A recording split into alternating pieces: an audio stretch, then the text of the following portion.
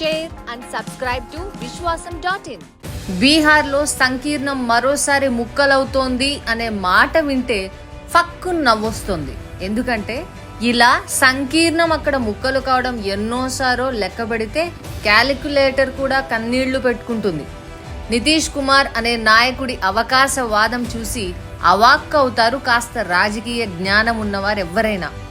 అవసరానికి పొత్తులు పెట్టుకోవడం, పుటుక్కున తెంచుకోవడం, మళ్ళీ ఎలాంటి సిగ్గు మొహమాటం లేకుండా కలిసిపోవడంలో నితీష్ కుమార్ది ఓ ప్రత్యేక చరిత్ర. బహుశా చంద్రబాబు ఒక్కడే ఈ విషయంలో నితీష్కి పోటీ ఇవ్వగలడేమో. ఎలాగో చూద్దాం రండి. నితీష్ కుమార్ జనతా పరివార్ నుంచి పుట్టిన నాయకుడు. జనసంఘ్తో పాత పరిచయంతో పైకొచ్చిన చరిత్ర. అవకాశం కోసం కాంగ్రెస్తో వెనకాడని నైజం. ఇవన్నీ గత 30 ఏళ్ల జ్ఞాపకాలు. కావాలంటే చరిత్ర తిరగేసుకోండి. జనపరివార్ పార్టీలు ముక్కలైనప్పుడు ఓ ముక్క దక్షిణాదిలో జేడీఎస్ గా పడింది కర్ణాటకలో, ఇంకో పక్కన ఉత్తరాదిలో అది బీహార్లో జేడీయూగా మిగిలింది. పేరులో యునైటెడ్ ఉందనో ఏమో, నితీష్ ఏ పార్టీతో అయినా ఎప్పుడైనా కలుస్తాడు, వీడిపోతాడు.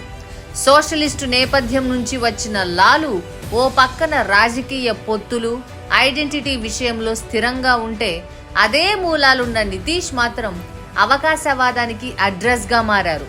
కుంభకోణాలు, అవినీతి ప్రచారాలతో దెబ్బ కొట్టొచ్చునేమో గాని కాంగ్రెస్ అండ్ లెఫ్టిస్ట్ భావజాలాల వైపు మాత్రమే ఉన్న ఏకైక నాయకుడిగా దేశ చరిత్రలో లాలుని చూడాలి. స్వార్థం కోసం కూటములు మార్చే నితీష్, అధికారం కోసం బీజేపీతో కలవడం, తెంచుకోవడం, అవకాశం కోసం ఆర్జేడీతో కలవడం, ముంచడం.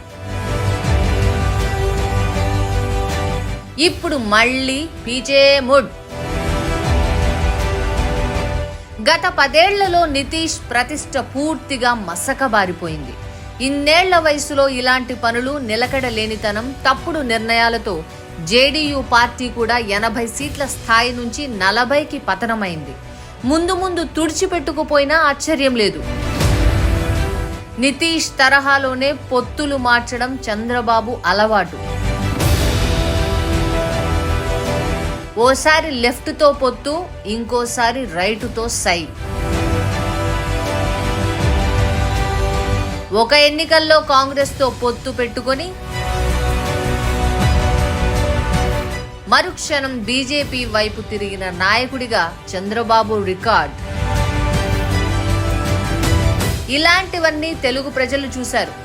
బీజేపీతో పొత్తు పెట్టుకోవడం, కేంద్రంలో అధికారంలో ఉంటే భాగస్వామిగా ఉండడం బాబుకి అలవాటు. 25 ఏళ్ల కిందటే కాదు, 2014 తర్వాత కూడా ఇదే చేశాడు. ఆ తర్వాత షాకింగ్ గా కాంగ్రెస్తో కలిశాడు.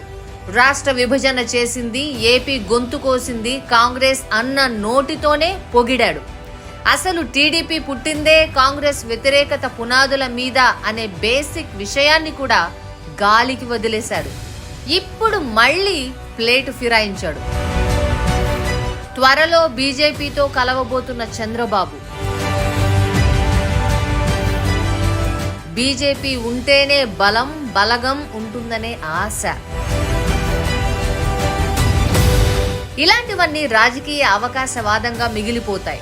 దక్షిణాదిలో ఉన్న డిఎంకే, అన్నా డిఎంకే లాంటి పార్టీలు కూడా అటు బీజేపీతో ఇటు కాంగ్రెస్తో పొత్తు పెట్టుకున్న చరిత్ర ఉంది గాని, మరీ ఇంత ఠక్కున ప్లేటు తిప్పేసినట్టు మాట మార్చిన చరిత్ర మాత్రం లేదు.